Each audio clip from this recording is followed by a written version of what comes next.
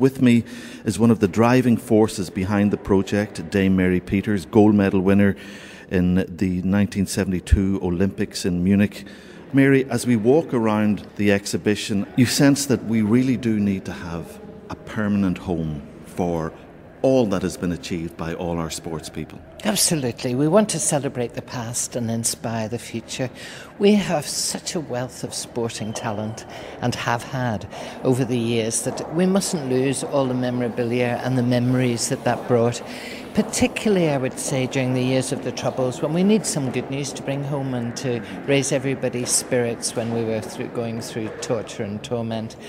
And, you know, if you look at this board, which is all about sporting heroes, and you've got Dawson Stelfox, one of 3 people from Northern Ireland who's climbed Everest. You've got Fred Daly, 4 Ryder Cups, but won the British Open years ago. Rinty Monaghan. Absolutely. George Best, Joey Dunlop.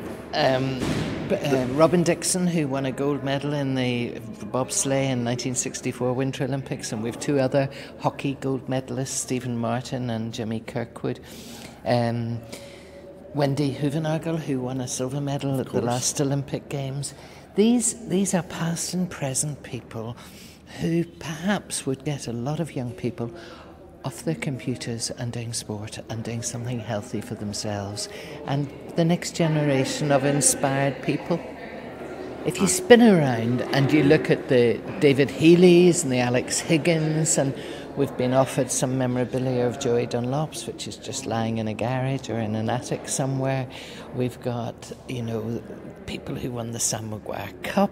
We've got all our boxing. You mentioned Rinty Monaghan. We've got Dave Boy McCauley and Barry McGuig, and now we've even got women taking part in boxing, so that's the next generation. We've got Nigel Carr's rugby boots. Did you ever see anything so sad in your life? His mum used to take them down to the cobblers on the corner to get them repaired. He had new boots, but these were his lucky boots. He played for the British Lions. We've got the most gorgeous letter that George Best wrote to his mum and dad when he went off to play for Manchester United, and in his own handwriting. It's just gorgeous.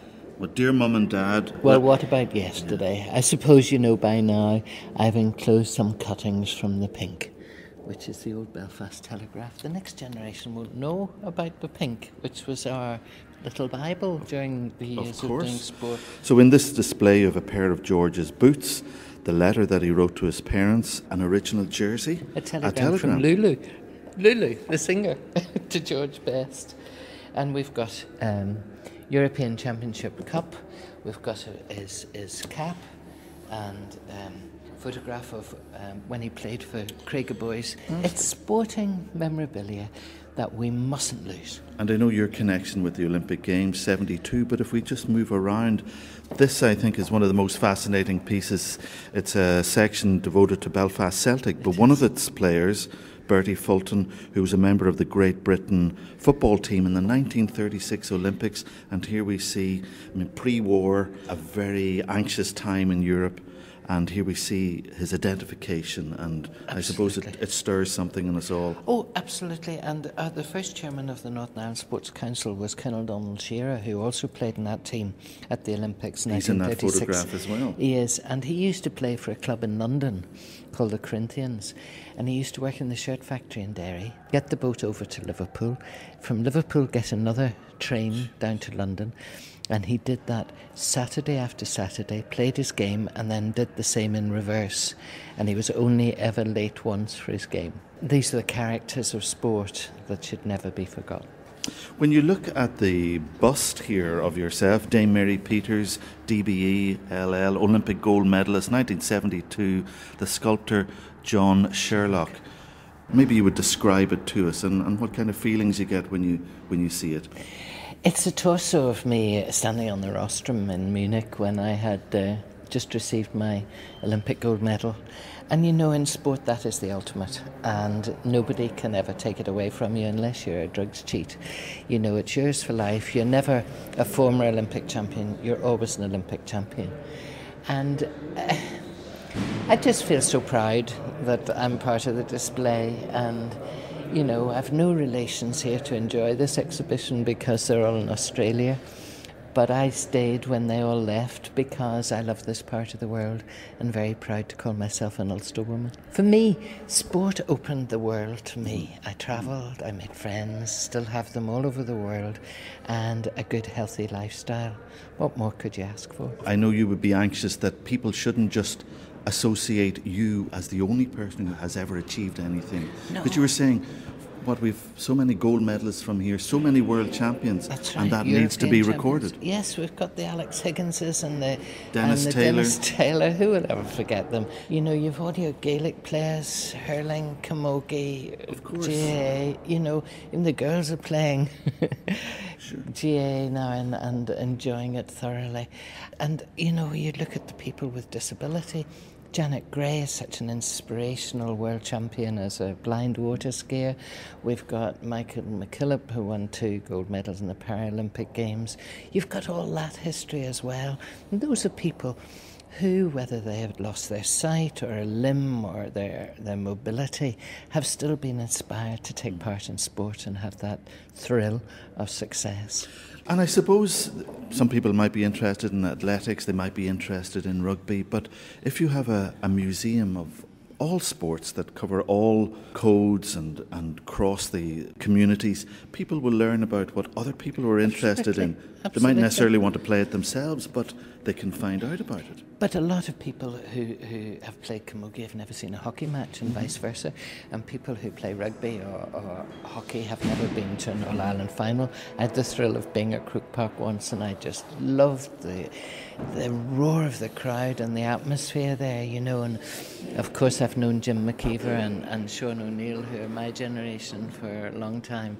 And they're still revered everywhere they go because they were champions in their right.